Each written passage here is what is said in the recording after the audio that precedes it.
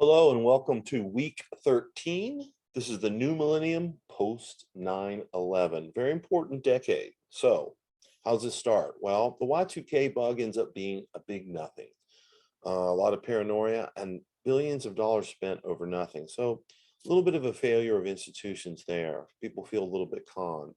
And an odd way to start the sort of burgeoning internet industry and culture and world.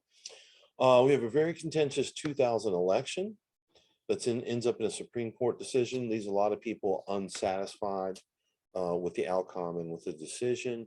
You have the collapse of the dot-com bubble in Wall Street, all the money invested in the internet that's growing through the 90s. Remember, the internet begins in the 90s, sort of blows up, and right around 2000, it's really peaking, but that's, of course, when also it crashes. And of course, how can we forget 9/11, which we have pictured behind me? We all know what happens there, and that's discussed at length in the book. But those attacks change America. They change American culture. We begin to see an effect in movies. A certain malaise falls over the culture over all these various very difficult events that sort of tax people's ability to have faith in the future.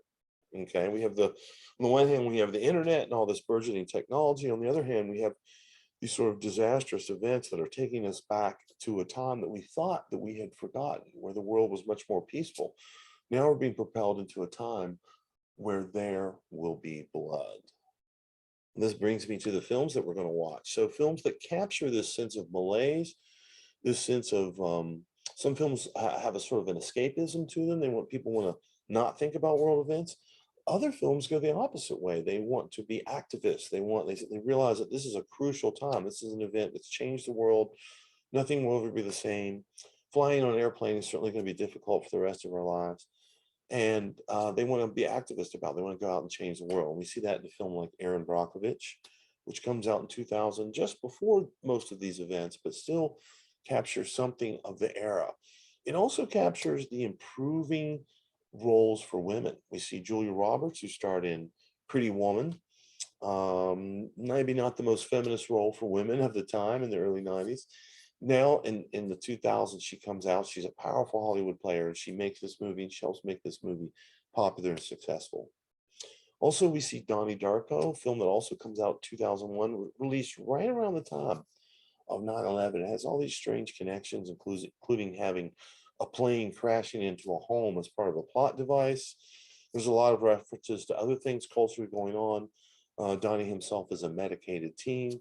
That was going on at the time. And this film is one of another films that I've included. They're about families and also about teens coming of age. So it has a lot of dark themes, sort of incorporates a little bit of David Lynch, and sort of captures the malaise of the era.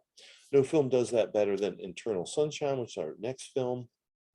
Eternal Sunshine of the Spotless Mind is a Charlie Kaufman film. We wanted to have one of his in there. He's a brilliant screenwriter who really captured the idiosyncratic era with all these interesting scripts that really explore meta space. So if you think about all the films today, even Everywhere All at Once, which have a meta narrative, a lot of this stuff really begins in Hollywood with Charlie Kaufman and these scripts, being John Malkovich adaptation and Eternal Sunshine, that have this really interesting, quirky look on perspective on life, have nonlinear plots. That's another big thing for this era.